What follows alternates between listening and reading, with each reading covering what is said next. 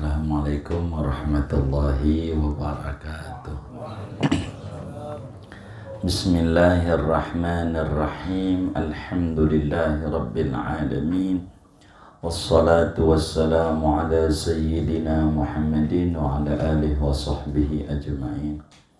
Allahumma inna nastahdika li arsyadi amrina wa zidna ilman yanfa'una. Qala al-imamul muallif rahimahullahu ta'ala wa nafa'ana bihi wa bi barakati ulumih wa ghafara lahu wa li masyayikhihi wa li masyayikhina amin. Faslun al-jama'atu fil maktubatil muaddati lil akhrarir rijali al-muqimina fardu kifayatin bihaitsu yadhharu syi'aru.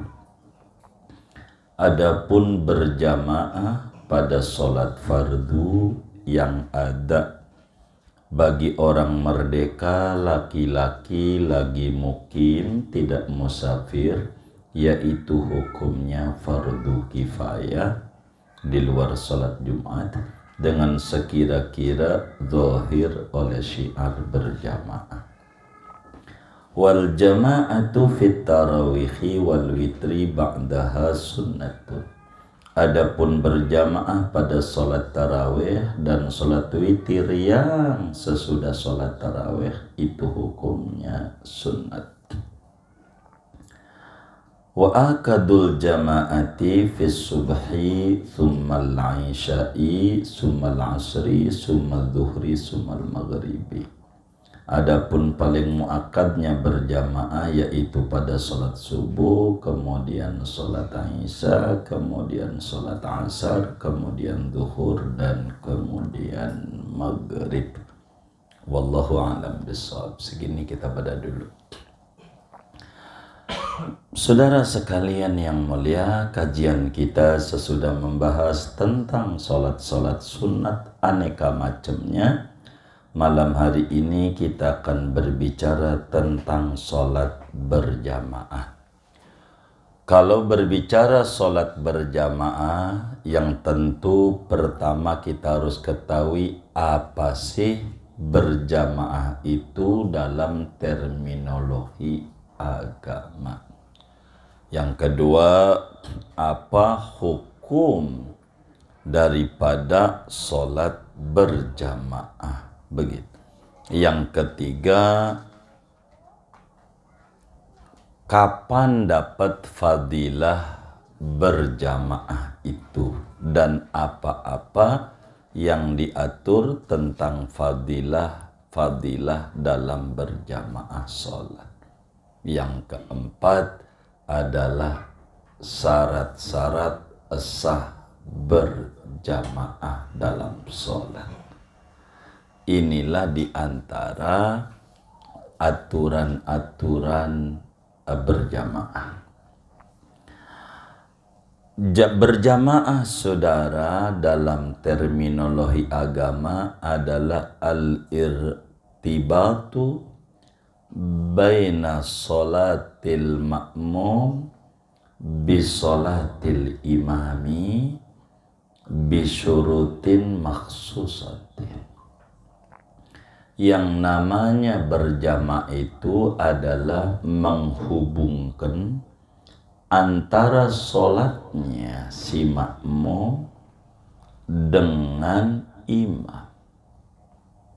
Tentu dengan aturan-aturan yang diatur oleh agama.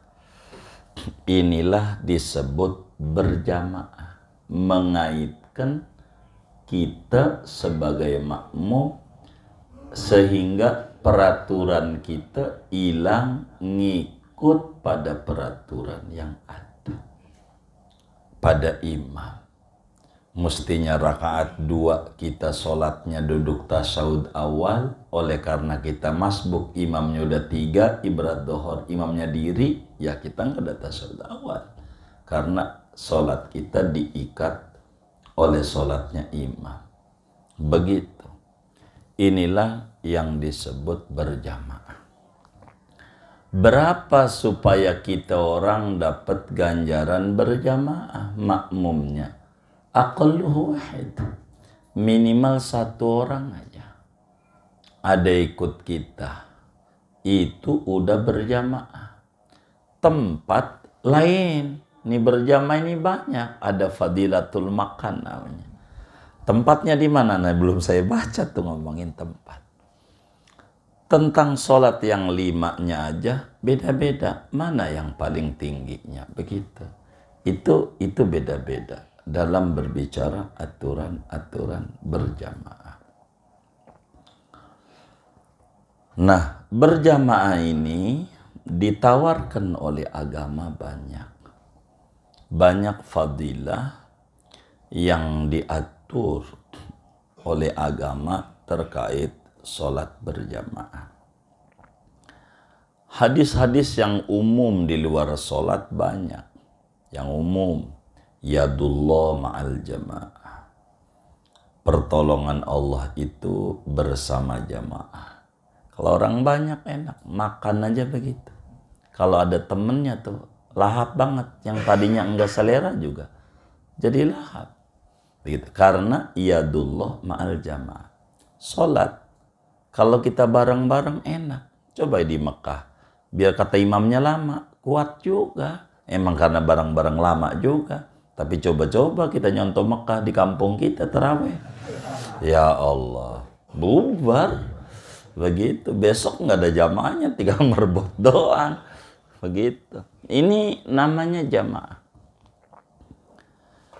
Tentu ganjaran kita sering dengar.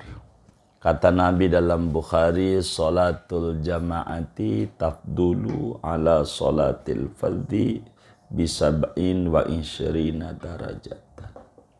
Salat berjamaah, gitu. Artinya berjamaah dalam salat itu lebih tinggi dibanding salat sendirian dengan nilai dalam satu riwayat 25 derajat. Dalam satu riwayat 27 derajat. Tertinggi jadi 27 derajat.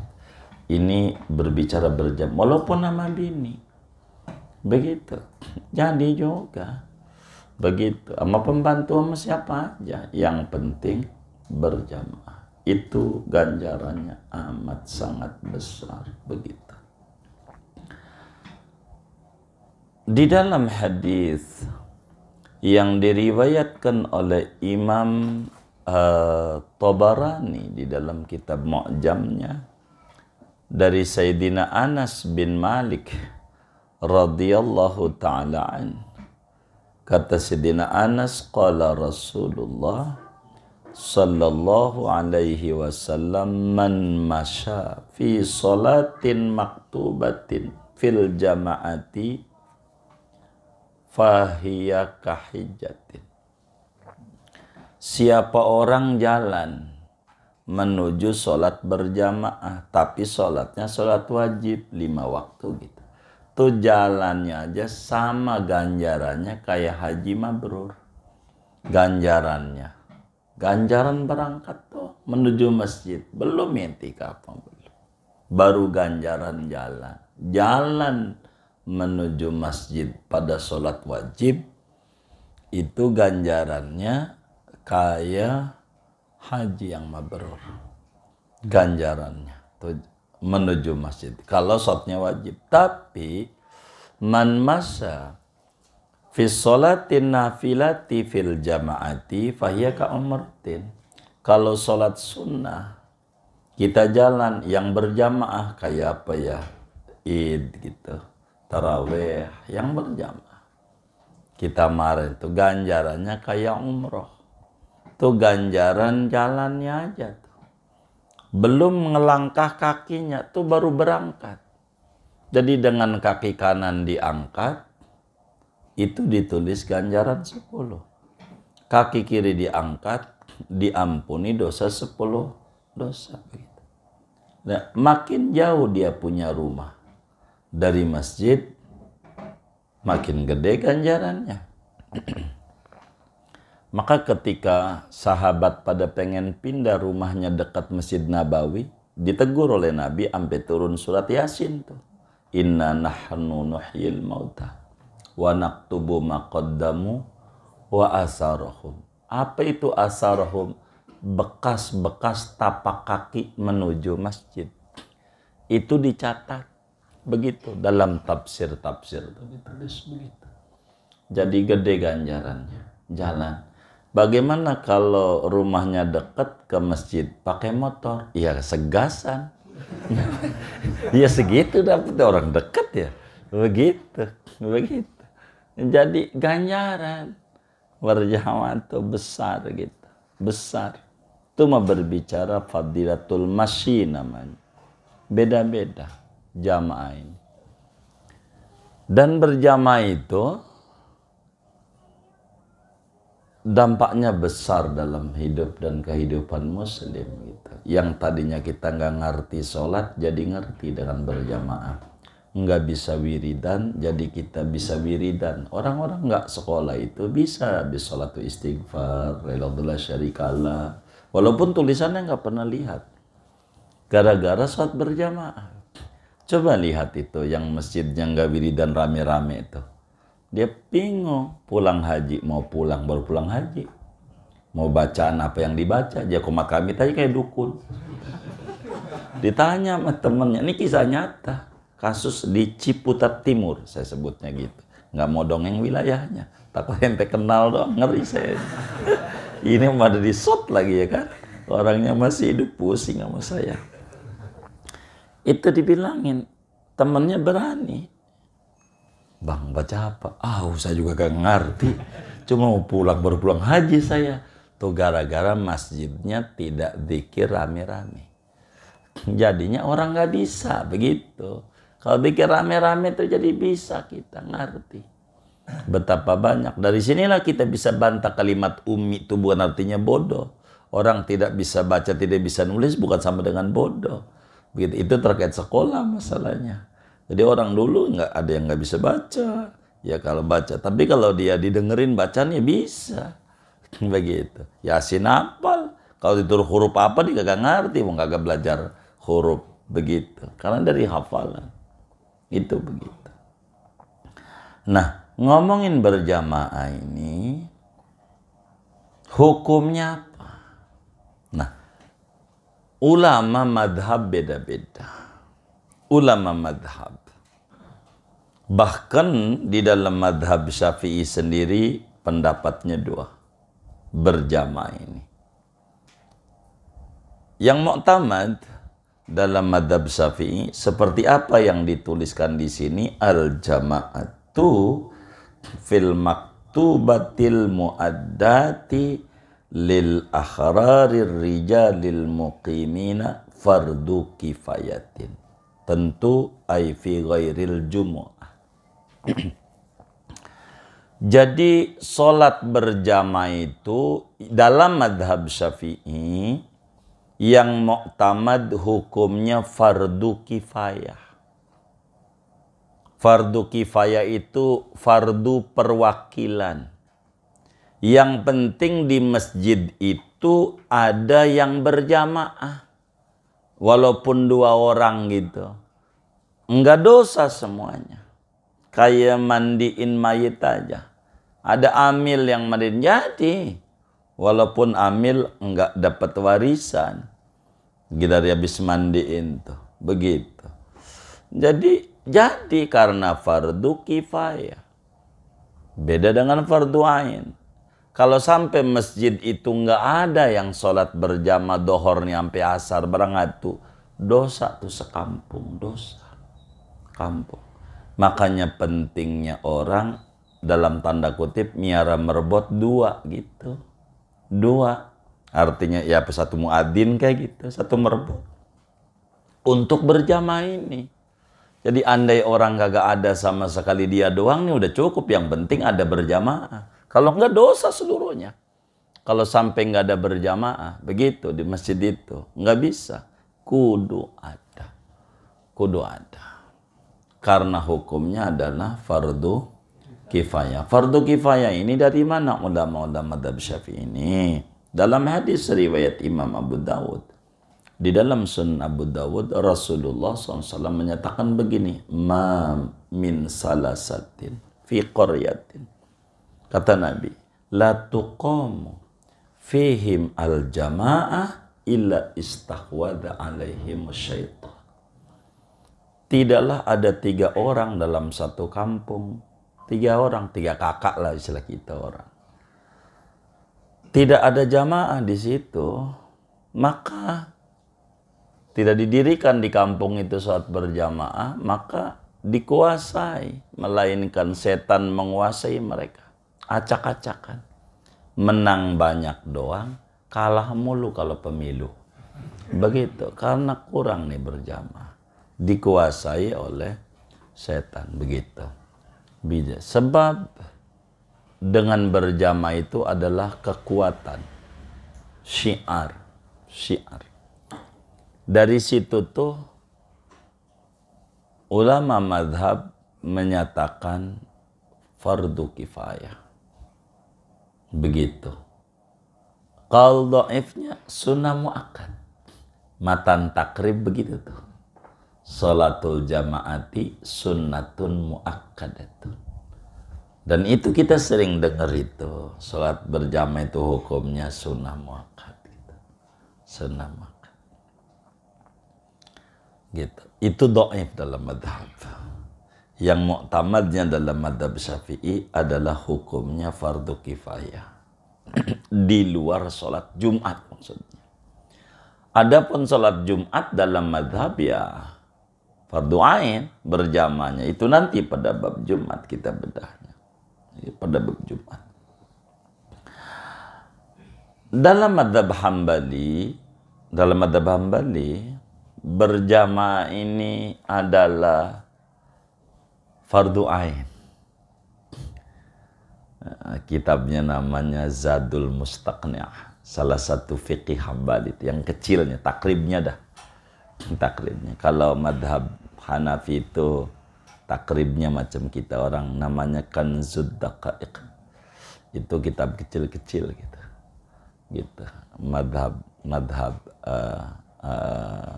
Hanafi. Yang rada gede ya Mudawwana gitu. Kayak kita Fathul Mu'innya ada itu. Atau apa Minhajut Talibinnya begitu.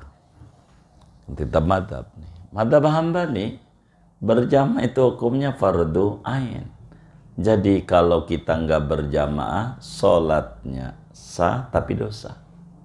Dosa. Fardu ain. Gitu, dosa. Tiap orang kudu berjamaah dalam madhab Hambali.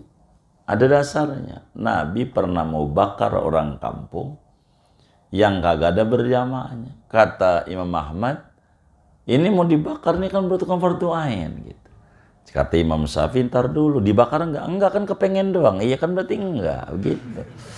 Gitu. Ini perdebatan ulama madhab lah begitu. Perdebatan. Itu begitu.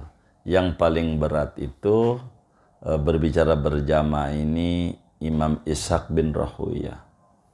Termasuk kalau tidak khilaf, sayanya ya tidak salah. Kutip ini Daud Dohiri. Takut salah, harus dilihat lagi di muhallanya. Itu berat. Berjamaah itu syarat sah sholat. Kalau syarat sah kayak wudhu. Orang sholat kalau enggak wudhu sholatnya enggak sah. Jadi kalau enggak berjamaah sholatnya enggak sah. Ini berat nih. Berat. Itu kita kudu ulang-ulang tuh semuanya tuh. Yang agak berjamaah tuh. Berat. Yang ringan ya madhab Syafi'i. Begitu. Fardu kifayah. Perwakilan aja. Begitu ada. Begitu. Nah, begitu perwakilan. Fardu kifayah. Adapun pada sholat Jumat nanti depan ada adalah fardu ain. Fardu ain. Begitu.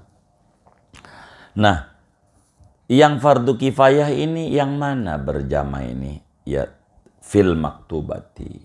Sholatnya yang 5 waktu. Di luar Jumat. Di luar Jumat. Itu hukum fardu kifayah. Artinya berarti di luar 5 waktu ini berarti enggak fardu kifayah. Id, taraweh, tadi duha, tasbih yang udah kelewat tuh. Karena ini bukan maktubah. Kemudian al-muaddati. Yang fardu kifayah ini sholat 5 waktunya yang adaan. Kes. Adapun qodoan Tidak fardu kifayah. Sunnah maka aja. Sunnah. Qadha tuh berjamaah. Sunnah. Jadi fardu kifayah tuh. Catatannya itu. Jadi Nabi pernah kesiangan tidur. Ada dalam Sahihul Bukhari hadisnya. Imamun Nawawi tulis dalam Al-Majmu' panjang lebar. Ini tentang qadha. Jadi Nabi itu habis perang, kalau tidak salah yang menceritakan Sayyidina Jabir bin Abdullah. Kalau enggak khilaf sayanya itu, perawinya ini nih. Begitu. Habis perang, ngelihat sahabat pada lelah badannya. Karena habis perang, begitu. Ngelihat pada lelah, kata Nabi, ta'arrasna ya ashabi. Kita istirahat malam. Begitu, istirahat malam. Begitu. Di Muwatta juga ada ini hadisnya. Bikin kemah dah. Jadi di padang pasir itu bikin tenda. Karena ngelihat pada lelah udah tidur duduk. Jadi sebelum tidur Nabi ngomong, man yaqla'una hadhihi lailah fa ana dhaminun lahul jannah. Siapa yang mau begadang malam ini, surga, kata Nabi. Surga. Bilal ngacung, ana ya Rasulullah, saya siap begadang. Dan saya sudah terbiasa. 3 hari 3 malam nggak tidur itu biasa.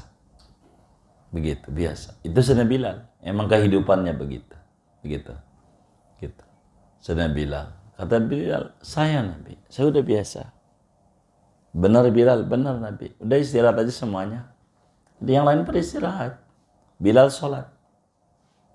Ya, begitulah yang namanya security zaman dulu. Sholat kerjanya. Di posnya. Zaman dulu tuh. Begitu. Iya, ini Bilal sholat. Gitu 2 rakaat, salam, bangun lagi. 2 rakaat, salam. Nah, ini lagi sujud kagak bangun-bangun. Bilal juga. Kagak bangun. Kagak bangun. Jadi nungging aja dia. Nungging. Ampelah kemudian, biar gampang saya nyontain Indonesia, jam 7. Masuk tuh matahari ke wajahnya Nabi, kena tenda. Kaget Nabi. Bangun jam 7. Begitu. Nabi cari. Karena Bilal yang tanggung jawab. Tuh begitu caranya. Yang tanggung jawab dulu. Tuh hebatnya akhlak Nabi. Karena kan yang disuruh Bilal. Mana ini Bilal? Lagi nungging. Enggak bangun. Kata Nabi, Bilal, bangun. Bilal kaget. Maaf Nabi. Baru kali ini saya emang kuat 3 hari 3 malam. Kata Nabi, gampang itu nerangin itu bentar dulu. Bangun yang lain. Begitu. Jadi yang lain mesti tidur. Bilal. Begitu. Bilal. Begitu. Yang bangunin. Jadi tuh kayak begitu tuh. Namanya tugas tuh begitu. Bilal bangunin. Bangun namanya jam 7. Kata Nabi, beresin tendanya, kita cari air. Gitu, jalan. Biar gampang nih, 1/2 jam lah. Dapetin air. Kita wudhu. 7:30. Gitu. Wudhu. Bilal adzan. Sholat. Qadha. Qobliyah subuh. Qadha. Qomat. Sholat subuh. Berjamaah. 7:30. Ini hukumnya apa? Enggak fardu kifayah. Sebab bukan muaddati, tapi maqdiyati. Yang sholat berjamaah itu fardu kifayah, catatannya sholat 5 waktu, al-muaddati sholatnya adaan. Kalau yang qadha sunat aja. Gitu. Kalau emang sunat qadhanya nggak apa. Begitu. Sunat tidak fardu kifayah, tidak. Sunat. Sebab sholatnya sholat qadha. Ya kalau kita punya qadha bareng, qadha yang bareng berjamaah, enggak apa-apa. Bagaimana kalau beda sholatnya? Enggak apa-apa. Imamnya maghrib, makmumnya dohor. Emang utangnya begitu beda-beda ini. Gitu. Mungkin dulunya zaman mudanya bengal nih. Beda-beda, tapi insapnya bareng. Begitu. Insapnya. Ini bagaimana? Enggak apa-apa. Imam salam karena maghrib 3. Ya makmum bangun lagi. Bagaimana kalau dibalik? Imamnya dohor, makmumnya maghrib. Ya udah 3 rakaat ya. Mufaroqah. Tasawuf akhir salam. Biarin imam diri. Begitu. Diatur. Boleh-boleh. Nggak apa-apa. Berjamaah tuh. Yang nggak boleh, yang nggak intidom tarni pada syarat-syarat sah berjamaah. Imamnya sholat jenazah, kita sholat dohor. Ini nggak ketemu, nggak ada ruku, nggak ada sujud. Kapan kita rukunya? Ini namanya nggak sama, nggak sama. Yang kayak begini nih, nggak boleh, nggak jelas, begitu. Nggak sama, begitu, begitu, begitu. Dalam agama itu diatur begitu, nggak sama. Tapi kalau dalam dunia mah bisa aja, walaupun kelihatannya partai Islam gabungnya sama merah, jadi juga dunia itu mau dunia itu mau gitu. Karena kita temuin juga semangka itu kulitnya hijau, dalamnya merah, ada begitu, bisa begitu itu, bisa. Lil ahrar, orang merdeka yang bakal fardu kifayah. Kalau budak enggak. Budak. Karena dia terikat oleh tugas dari tuannya. Ar-rijali, laki-laki. Perempuan enggak. Perempuan mau sholat di rumah. Cuman bisa ribut kalau kita di Madinah kita terangin. Susah perempuan tuh. Jumat aja sholat. Begitu, sholat Jumat. Di kampungnya disuruh buat marah-marah. Gila lu nyuruh gua sholat Jumat di kampung. Tapi di Madinah, di Mekah itu udah di rumah aja. Ngamuk, gila lu begitu. Ongkos mahal ini jutaan, begitu. Ini Nabi bilangin sholatul mar'ati fi baitiha afdalu min sholatiha fil masjidi ma'i. Kata Nabi, sholatnya perempuan itu di rumah lebih tinggi ketimbang daripada perempuan sholat di masjid yang imamnya saya. Kata Nabi, imamnya Nabi aja masih tinggian di rumah. Apalagi imamnya bukan Nabi. Tapi bukan maknanya dilarang, enggak. Ketika orang mau larang-larang perempuan, Nabi omelin. Kata Nabi, la tamna'u ima Allahi masajid Allah. Wa'lamuhunna anna sholatahunna fi baitiha afdalu min sholatiha fil masjid. Jangan Anda larang perempuan sholat di masjid, jangan. Dia ke masjid jangan dilarang. Kasih tahu aja. Kalau pengen jadi ganjaran gede di rumah. Begitu. Kalau pengen cari ganjaran gede. Kalau pengen ganjaran yang kecil karena udah kebanyakan ganjaran, pengen ngurang-ngurangin ke masjid. Begitu. Tapi boleh lah. Kita bilangin begini di Madinah, diamuk kita. Aduh, habis kita. Nyampein ya, kita nyampein doang. Udah ya masjid aja bagus, nggak apa-apa. Begitu. Laki-laki. Al-muqimina, yang mukim. Artinya kalau musafir nggak mesti ngejar-ngejar berjamaah. Gitu musafir tuh. Karena dia punya tugas tersendiri. Dalam saat berjamaah ini banyak aturan. Ada jeda qomat, sekian lama. Gitu, ada nungguin ini, ada wiridan, ada macam-macam. Ini ada aturan dalam berjamaah itu. Ada aturan. Kalau musafir, dia setret dengan waktu. Musafir tuh begitu. Jadi, ini penting. Musafir itu main waktu. Jadi sehingga enggak di fardu kifayah. Nah, tempatnya bihaitsu yadharu syiar, kudu tempatnya bisa orang tidak malu masuk situ. Zahir syiar. Apa zahir syiar tuh? Bihaitsu la yastahi ahadun min dukhuli dzalikal makan. Artinya zahir syiarnya zahir tuh orang kagak perlu izin masuk ke situ. Begitu, masuk ke situ. Sehingga kalau tempatnya majelis taklim gitu, nggak dapat. Ada kalanya mau masuknya sungkan. Begitu. Kalau masjid kan nggak perlu pakai izin, mampir aja bisa. Gitu. Mampir aja. Bisa sholatnya. Dia mau berjamaah, boleh-boleh. Belakangan aja dikunci. Ini juga gagal dikasih AC. Begitu. Pas ada AC-nya dikunci masjidnya. Begitu. Dulu sih dibuka AC gitu. Begitu. Makanya kalau antum nih moga besok lusa di 2004 nih rezekinya luas. Banyak usahanya maju mau ngasih AC sama masjid. Pesen saya. Tolong kasih juga buat bayar listriknya. Saya kasih AC dan saya beri uang bayar listriknya tanggung jawab saya. Jangan dikunci. Begitu. Jadi enak.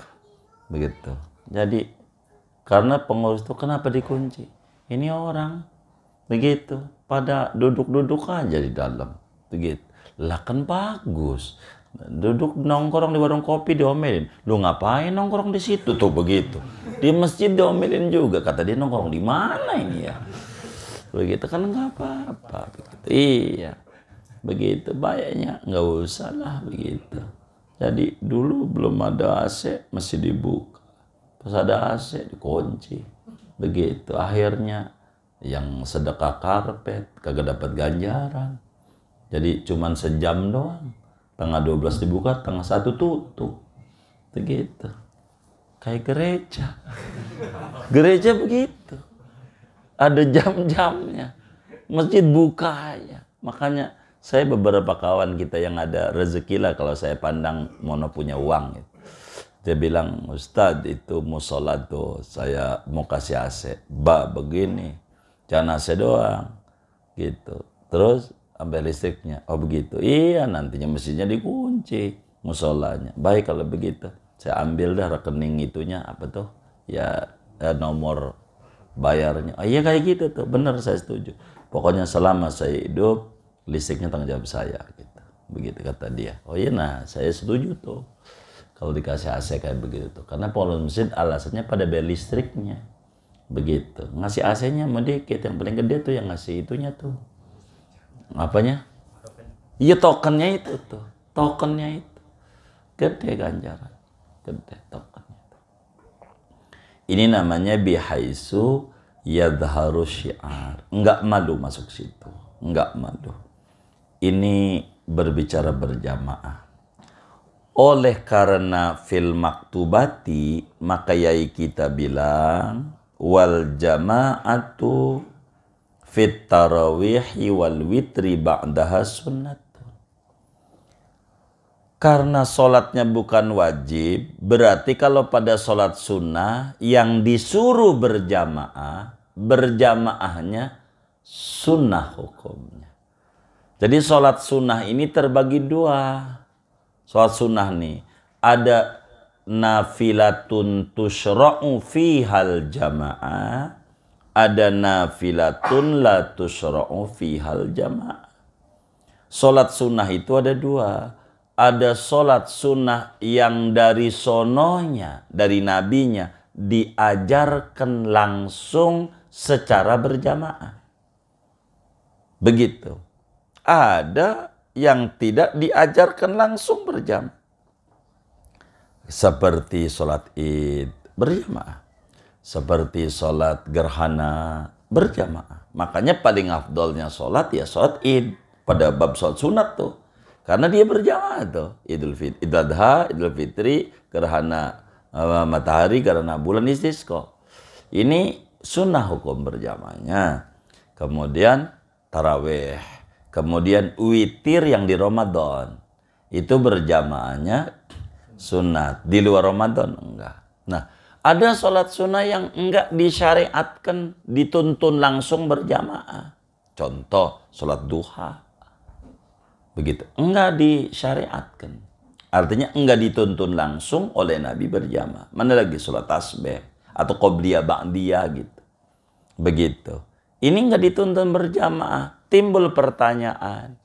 Bagaimana kalau kita berjamaah? Sholat duha atau sholat tahajud atau sholat tasbih atau qobliyah ba'diyah berjamaah.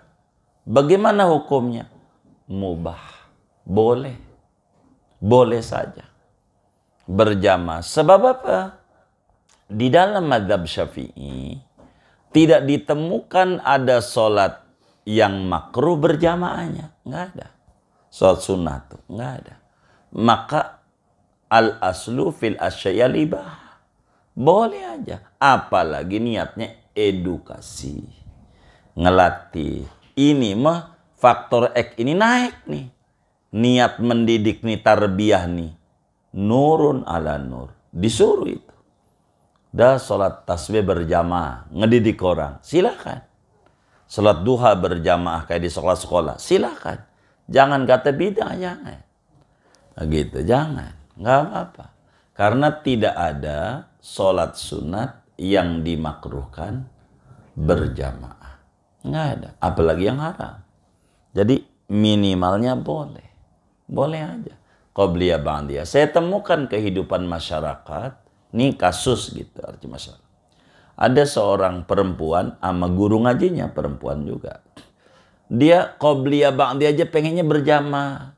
Dia bilang, Bu Nyai, saya ini pengennya berjamaah aja. Qobliyah ba'diyah pengen dipimpin juga. Qobliyah aja pengen dipimpin.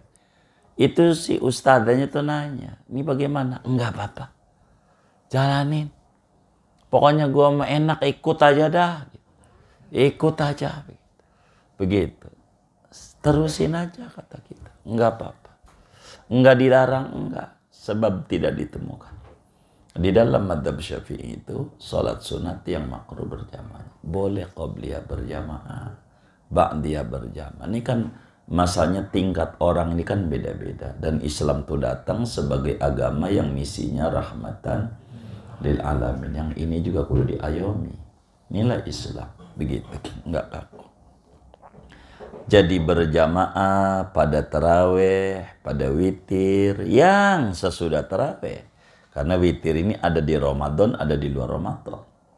Ini baru hukumnya sunnah. Kenapa sunnah? Sebab catatan di atas al-jama'atu fil maktubati.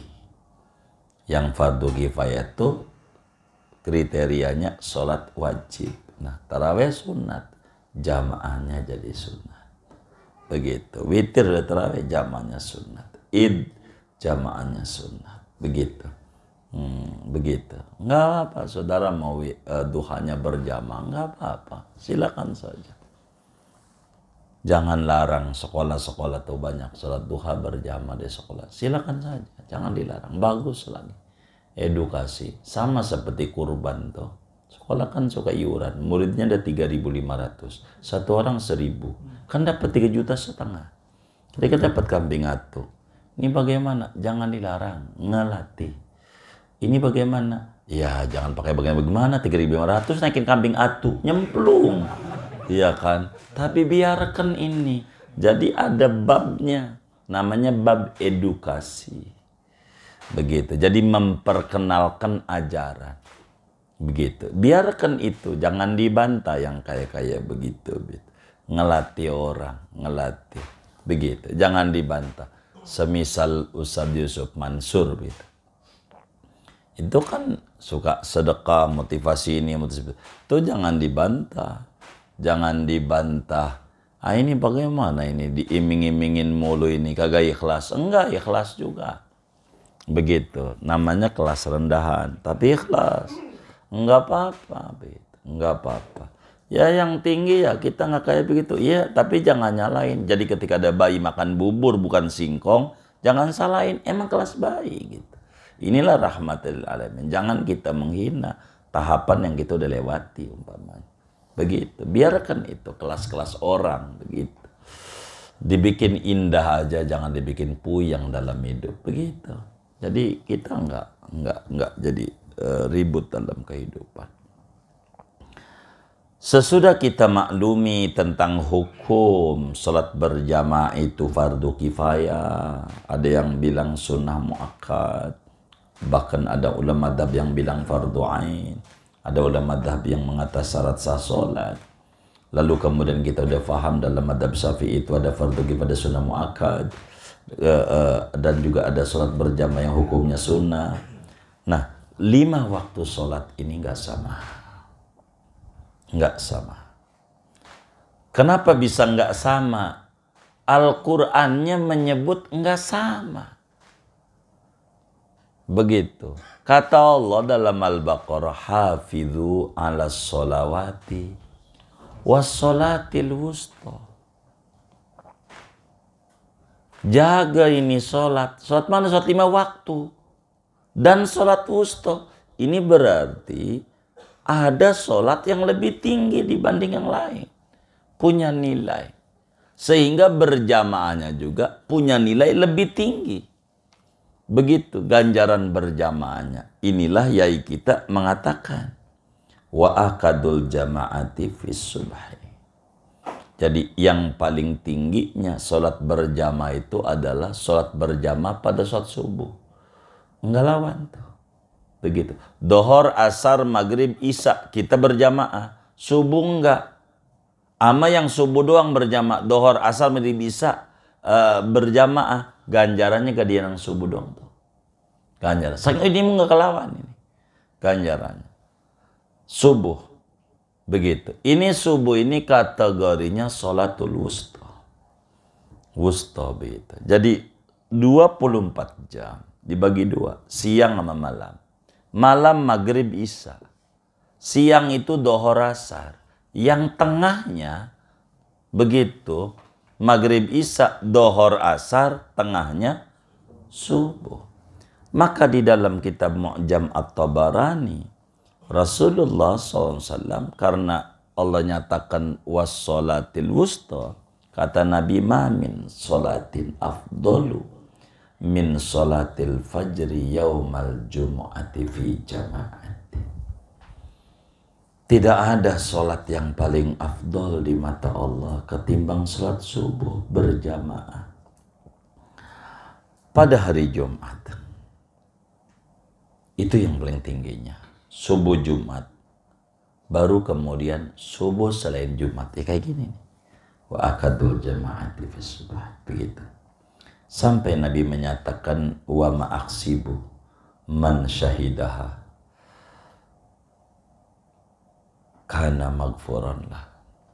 Saya kira orang yang menghadiri jamaah subuh rontok dosanya. Saya yakin. Nah, itu begitu.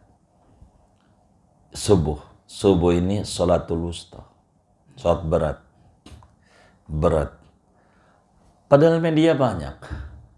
Media tuh banyak. Udah ada weker, handphone, bunyinya adzan lagi handphonenya. Begitu. Tetap aja ini adzan mau adzan handphone tuh. Tidur mau tidur begitu. Di setting malam tuh. Ya, ada kayak begitu Bang Agus. Oh banyak, ngaji juga orangnya. Ya Allah. Tuh begitu saudara. Itu subuh. Subuh besar. Besar fadilahnya. Besar. Habis subuh, summal isya. Karena nabinya bilang, asqalus salat alal munafiqin salatul isya. Salat yang paling berat bagi orang munafik, salat isya. Begitu. Makanya habis subuh, ini berjamaah nih urutannya. Subuh, isya. Ganjarannya nih. Ketiganya asar. Asar. Keempatnya dohor. Dan paling buncaret, maghrib. Maghrib. Paling dikit ganjarannya. Makanya lihat aja di kampung-kampung tuh berjamaah. Yang paling rame sholat apa? Maghrib. Karena orang tuh tahu, dia ganjaran udah banyak. Lagi pengen ngurang-ngurangin ganjaran. Begitu. Makanya ngambilnya yang paling dikit gitu. Paling dikit ngambilnya. Begitu. Kalau urusan akhirat. Tapi kalau urusan pemilu mah yang banyak kan baginya. Begitu orang. Jadi berjamaah maghrib tuh dikit ganjarannya. Naik lagi dohor. Naik lagi asar. Naik lagi isya. Naik lagi subuh. Subuh. Naik lagi subuh hari Jumat. Fathul Muin begitu tuh. Begitu. Naik lagi subuh Jumat. Karena ada alif lam mim sajadah dan al-insan atau ad-dahr. Kita ada sujud tilawah. Ini punya nilai plus dia. Paling gede. Ini urutan-urutan berjamaah. Ala kulli hal, jadi berjamaah itu 27 derajat tuh ada orang namanya ahlul maqul, ahli logika. Ini sisi-sisi ini nih ketemu 27 begitu. Sisi berjalan, sisi langkah, sisi intidor, sisi itu kayak begitu 27-nya itu. Itu begitu. Jadi berjamaah sehingga berjamaah pada subuh Jumat lebih tinggi. Begitu berjamaahnya subuh Jumat. Begitu Nabi sampaikan di dalam Mu'jam at-Tabarani. Tempatnya di mana aja. Yang penting berjamaah. Saudara sama bini nggak apa-apa. Berjamaah. Jadi rumah, jadi di rumah. Mau di kebon. Yang penting berjamaah. Ganjaran besar. Mau pakai bayar bagus. Pakai bayar tuh kita sholatnya sendiri. Teman kita. Udah sholat, udah tolongin gua. Bagi duit 10.000. Begitu. Teman gua. Saya pernah ngalamin tuh. Dulu ada murid mualim tuh. Awal-awal tuh tahun 98 akhir lah. Sama 9 awal. Namanya Kiai Ali Saman. Tinggalnya di Sawah Besar. Tukang rekam. Banyak tuh rekaman-rekaman yang berbeda tuh dari dia tuh. Kebanyakan. Rajin ngerekam. Kalau ngaji. Kiai Ali Saman. Dia madrasahnya Manhalun Nasiin kayaknya. Di Sawah Besar.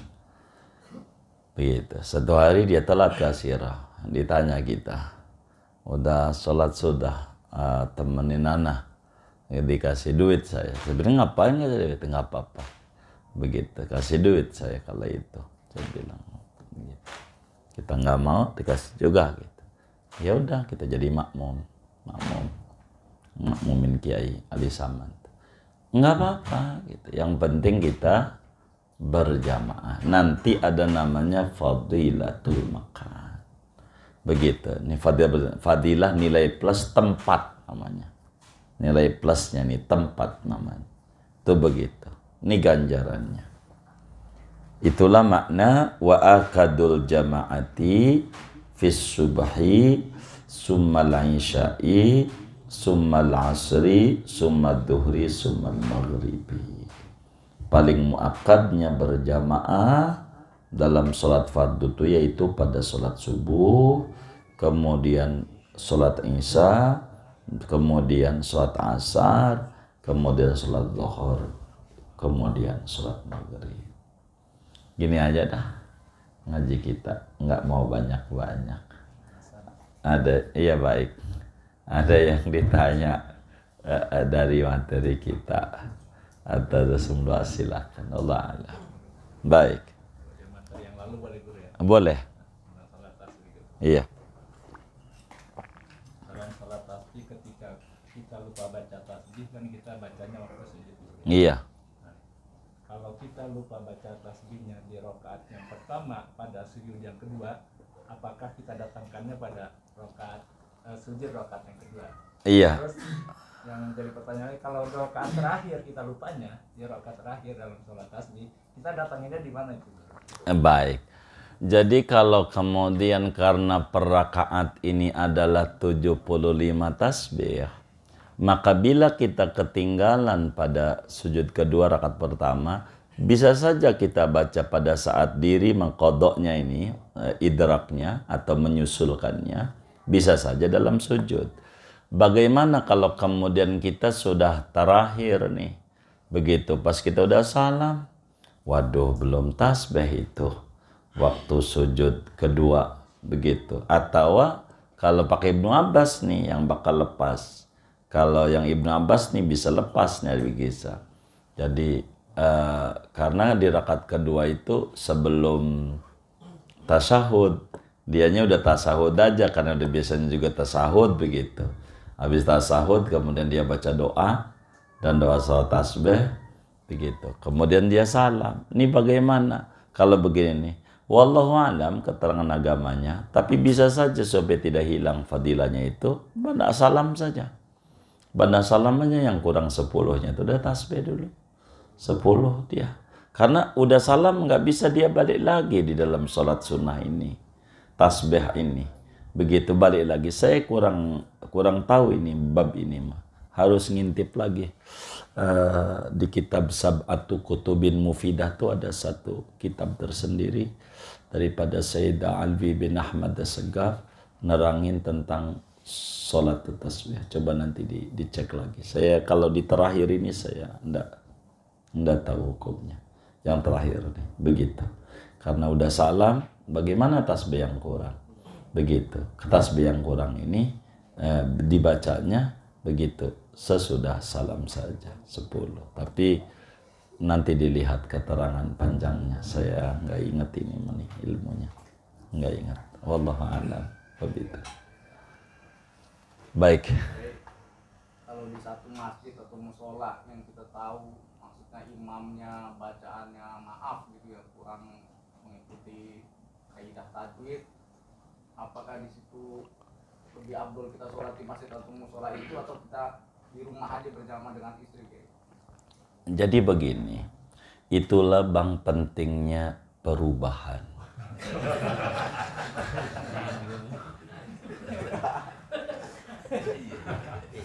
Gus, lanjut. Direkam. Jadi kita tuh tegur ini imam nih, usulin nama pengurus masjid, kalau boleh yang kayak begini nih nggak usah begitu, tapi harus dikasih penghormatan, begitu. Artinya bagian doa kayak habis salamnya tuh suruh doa aja, begitu, diusulkan saja, jangan ditinggal, jangan begitu, sebab kalau ditinggal nantinya rusak semua kan, kasihan juga. Emang ini ada kalanya repot, apalagi yang jadi pengurusnya katanya cucunya yang wakafin. Ini iya. Jadi masalah sesepuh ini, tua ini macam-macam, ada tua kejemur begitu.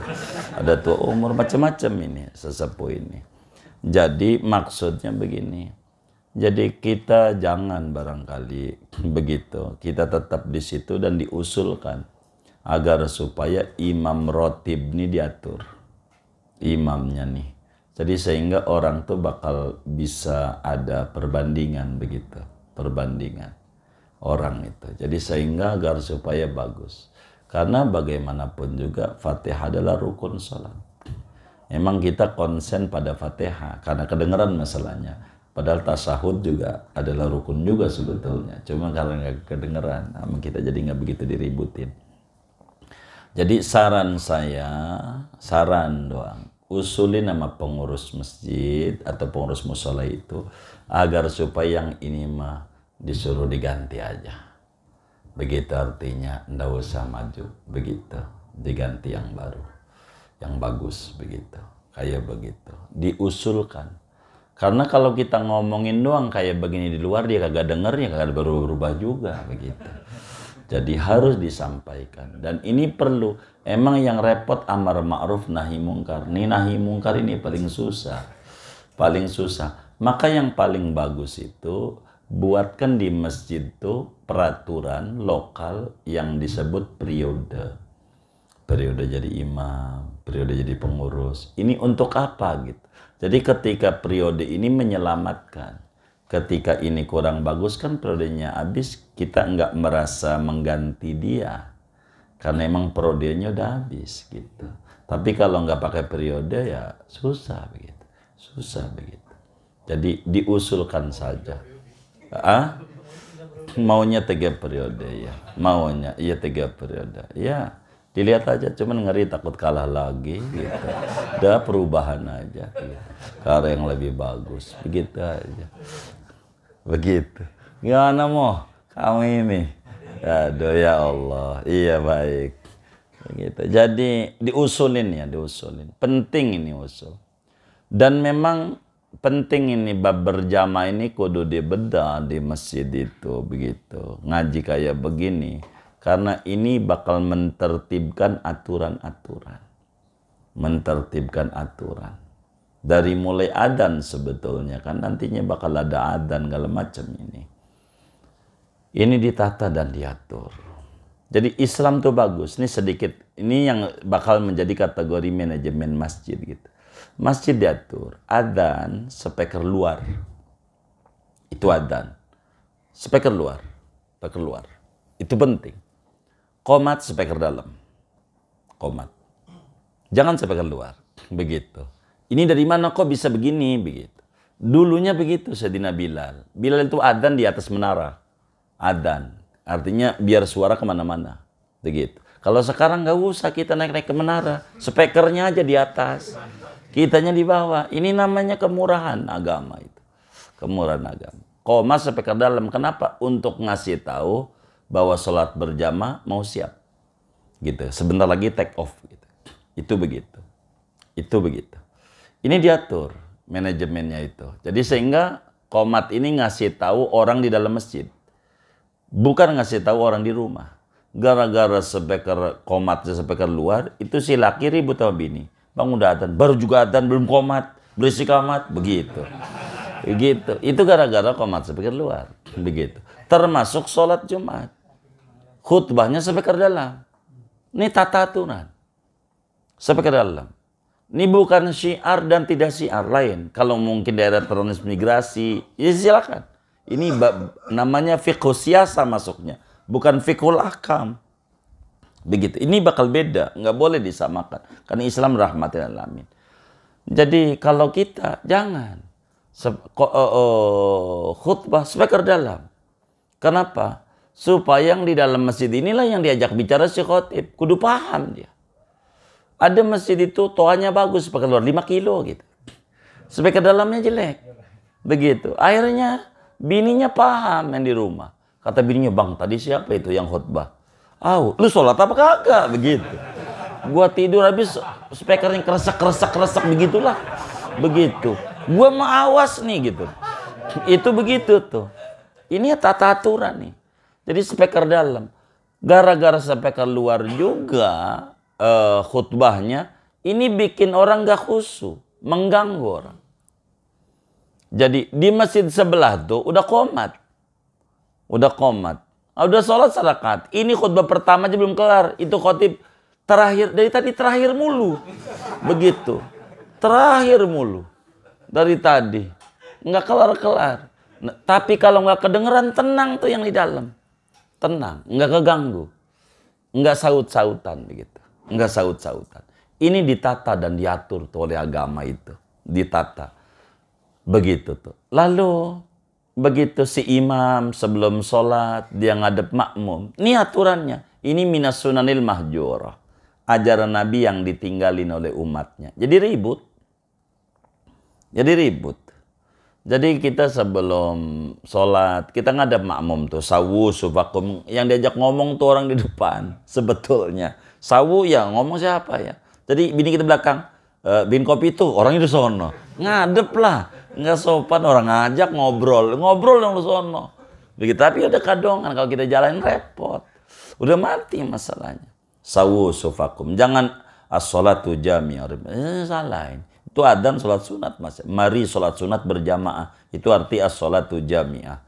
Adzan sholat sunat. Ini diatur. Dia imam nggak ada baca itu. Imam bacanya sawu sufufakum. Intinya tasfiyatus sufuf. Bahkan Rasulullah SAW dalam hadis-hadis yang sahih ngurusin itu.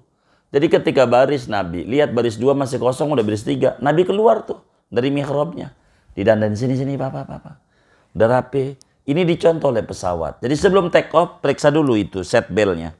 Sabuk pengamannya udah pakai belum? Udah pakai semuanya, baru take off. Begitu. Itu diatur. Khutbah begitu. Imamnya tuh dikasih itu tempat istirahat. Imamnya tuh. Masjid itu harus dibuat manajemen masjid namanya. Jadi ada tempat istirahat yang nembus ke mihrab. Itu kudu. Begitu. Untuk apa? Karena si khotib nggak boleh masuk masjid. Begitu. Khotib nih. Kalau udah masuk, ganjaran berangkat hilang. Ini masjid nih. Khotibnya datangnya jam 11 karena jauh dari Tanjung Priuk. Kan jauh ya Tanjung Priuk ya kan? Datang jam 11, udah ada di masjid duduk di depan mihrab, depan di situ. Itu yang datang sesudah khotib nih Nggak ada ganjaran. Ganjaran berangkat, bukan ganjaran sholat Jumat. Ganjaran berangkat nggak ada. Karena udah masuk. Maka supaya dia dapat ganjaran sampai adzan, dia harus dikasih tempat. Kasih ruang. Jadi keluarnya si khotib itu saat mau khutbah. Hatta qobliyahnya dia di qobliyah Jumat begitu. Di ruang tunggu lah istilahnya. Ruang tunggu. Itu begitu. Keluar tuh. Maka salamnya 2 kali. Di kitab-kitab itu begitu. Itu manajemen masjid. Pertama salam kadang ketemu. Waalaikum, kita di depan tuh. Ntar salam lagi mau untuk semua orang banyak. 2 kali salam. Itu di kitab. Kalau kita nggak berani ketemu, duduk di situ. Pas kita mau diri, Waalaikum. Apaan? Katanya. Orang dari tadi ada di situ, Waalaikum. Ini mulai miring gitu. Jadi kita di mimbar aja hilang. Jadi banyak aja. Itu namanya manajemen. Manajemen masjid. Ini penataan. Itu diatur. Jadi rapi sekali itu. Dalam tata aturan. Nanti ngatur baris nih. Kalau satu bagaimana laki-laki, kalau satu perempuan bagaimana, kalau 2 bagaimana, kalau satu datangnya 2, nanti ke depan. Itu begitu. Singkatnya pelan-pelan. Memang kendala kalau kita berbicara begitu. Kendala. Tapi nggak boleh putus asa. Ikut aja lah di situ. Ikut saja. Nanti habis dia salam ya sholat lagi. Nggak apa-apa, bagus. Jadi biar nggak pergi begitu. Jadi yang bagus diusulin agar supaya diatur imam ratibnya. Ini barangkali hal yang paling pokok. Gitu. Makanya atur kalau duitnya banyak masjidnya kasih tuh biar seperak gitu. Si imamnya tuh. Jangan enggak. Kenapa? Nih, jangan sampai agama kita ini yang injak-injak kita. Coba aja masjidnya kemudian gentengnya bocor atau temboknya bolong. Kan bikin ngaduk semen. Kira-kira tukang ngaduk tuh diupain nggak? Diupain. Kenapa diupain? Ini kan cuman fisik. Gitu fisik, kulit. Ini imam ini bikin ngesahin sholat. Ini repot ini sholat makmum kalau gak sah. Jadi kita jangan sampai amat dunia lebih berharga. Agama kita injak-injak. Kita termasuk penista agama. Begitu harga itu imam tuh kasih. Saya bersyukur tuh orang di Jakarta ini ada program BOTI namanya kan. Gitu ada program buat imam lah merbot lah bagus. Walaupun seperak tapi penghargaan. Kita kalau bisa kasih. Kalau antumnya ada rezeki luas diajak ngobrol lah imam ada berapa. Kasih. Sekasihan.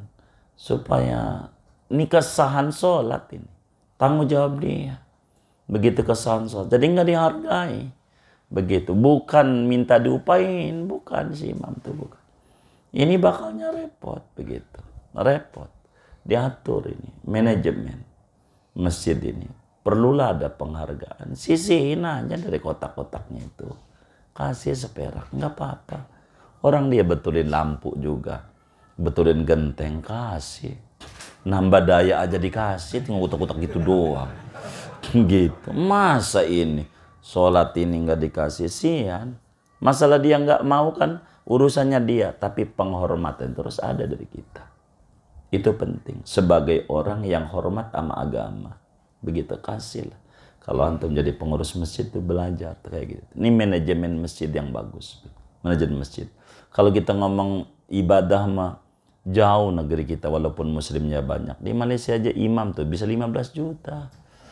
Jadi imam tuh kayak begitu. Itu engkong tadi bisa nggak kegeser-geser. Itu begitu. Itu begitu. Itu begitu. Itu diatur.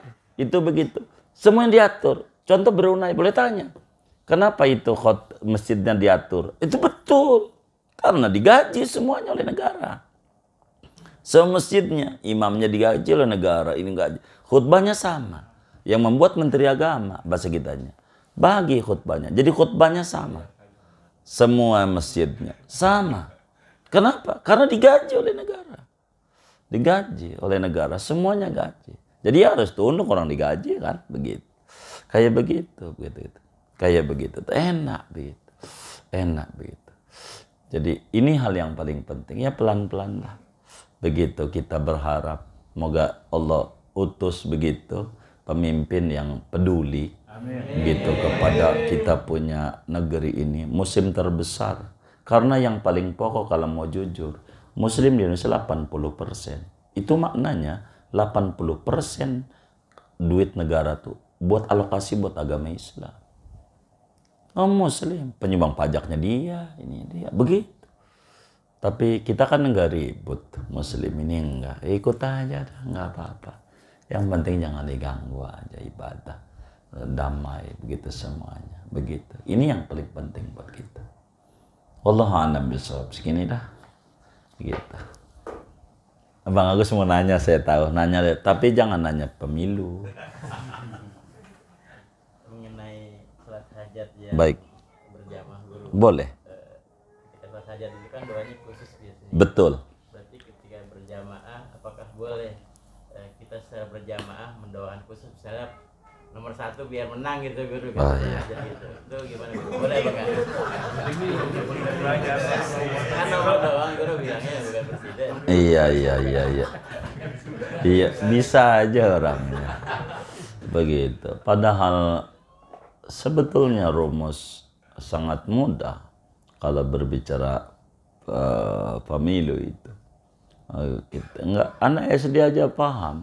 Ini enggak usah yang gede-gede. Anak SD. Nah ini kan kita tahu lah. Calon ini ada berapa ini? Ada 3 tuh. Kan kita paham tuh ada 3 calon tuh. Nih rumusnya dari 3 tuh. Kira-kira yang kalah berapa? Yang menang?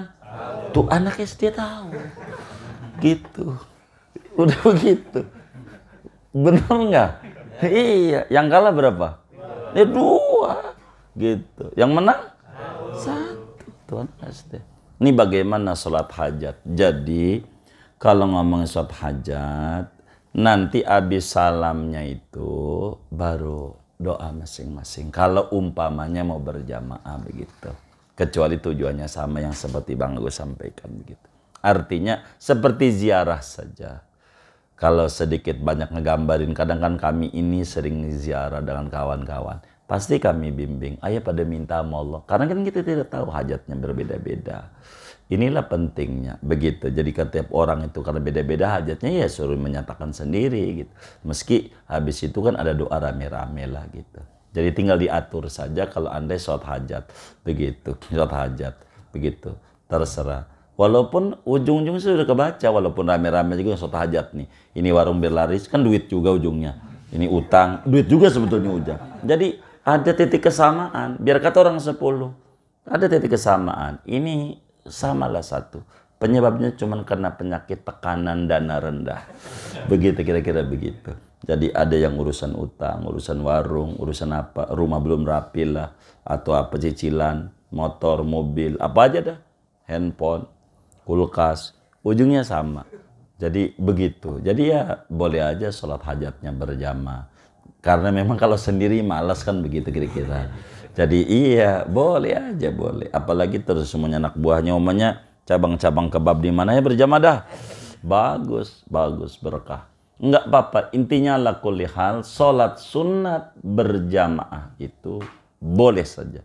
Yang tidak ada tuntunan secara langsung tidak dilarang. Karena Al-Quran sendiri mengatakan wa ma'atakumur rasulu fahudu wa manahakum, bukan wa mataroka. Begitu. Apa yang dilarang tinggalin, bukan apa yang tidak dikerjakan. Begitu. Begitu. Dalam hadisnya juga Nabi begitu. Ma amartukum bi amrin fa'tu minhu mastata'tum wa ma nahaitukum manhu fajtanibuhu. Apa yang aku larang, Anda hindari. Bukan apa yang aku tinggalkan. Nggak ada. Jadi enggak apa-apa. Andai kita sholat hajat secara berjamaah, tapi kan hajatnya beda-beda, ya tentu. Hajatnya beda-beda. Nantinya kalau mau barangkali dia jauh lebih semangat, apalagi niatnya tarbiyah, nuntun orang. Begini, begini, bagus. Silahkan saja. Cuman nanti pas doa-doa barangkali diajarin. Ente minta, urusan ente. Kira-kira begitu. Habis salamnya itu. Ila qadoitaha. Gitu. Ya udah minta. Gitu aja. Itu yang paling pokok. Begitu. Kurang lebih demikian gitu. Kalau untuk pilpres mah ya silakan saja, bagus lah. Ijib nasornya masih enggak? Oh iya terus itu diselipin lah al-ijabah, minta sama Allah. Begitu, jangan takut lah. Masalahnya perang Badar juga minim daripada senjata, minim daripada logistik, tapi ta'alluq sama Allah, Allah kuasa lah. Begitu, jangan takut, begitu, jangan takut. Yang penting kitanya komit, begitu, itu aja sih, komit gitu. Emang rada repot menerangkannya. Ini saya nerangin panjang, direkam masalahnya, repot saya. Ada yang siaran langsung lagi, begitu. Nanti ini repot begitu, kita nerangin, begitu. Jadi singkatnya silakan saja sholat hajat bagus. Kita minta sama Allah, minta yang terbaik untuk kita punya negeri, begitu. Yang penting mau jangan ribut lah. Ini kan 5 tahunan. Pesta itu gembira, bukan mencekam gitu. Nggak perlu ada tekanan. Nama juga pesta begitu. Yang kayak begitu. Gitu. Kalau Sayyidina Umar bin Khattab waktu udah 10 tahun 5 bulan jadi khalifah, jadi 2 periode. Tapi udah lewat 6 bulan, jadi kan 10 tahun 6 bulan, jadi 10 tahun 5 bulan. Udah lemah fisik Sayyidina Umar, tapi penataan udah bagus segalanya. Maka mulailah kasak-kusuk sahabat itu, siapa yang layak untuk meneruskan estafet kepemimpinan. Semuanya mengerucut karena anaknya pinternya luar biasa, Sidi Abdullah bin Umar, pinter luar biasa. Maka diajukanlah anaknya ini kepada Sayyidina Umar, ngamuk setengah mati. Sayyidina Umar, jangan sekali-kali anaknya Umar bin Khattab jadi khalifah, gak bisa. Padahal ini layak, semuanya mengerucut, sepakat kepada Sidi Abdullah bin Umar. Karena Sayyidina Umar marah, nggak boleh sama Sayyidina Umar. Akhirnya sahabat itu mensiasati, dimasukkan, dikocok. Ada Sayyidina Utsman, calonnya, ada Sayyidina Ali, saya lupa Abdul bin Zubair apa ya, pokoknya ada 6 lah, Abdurrahman bin Auf gitu. Termasuk ada Abdullah bin Umar juga. Nama ini mau dikocok nih mas. Ini siapa nih? Abdul bin Umar. Itu mau dikocok. Jangan. Enggak boleh. Bagaimanapun kalau bapak anaknya itu bakal milih, bapak bakal miring. Begitu. Ini Sayyidina Umar nih. Begitu bagus. Udah segini aja, udah doa aja deh Bang Agus. Repot sama Bang Agus ini. Mana dicatat lagi. Gitu. Udah doa aja lah. Udah.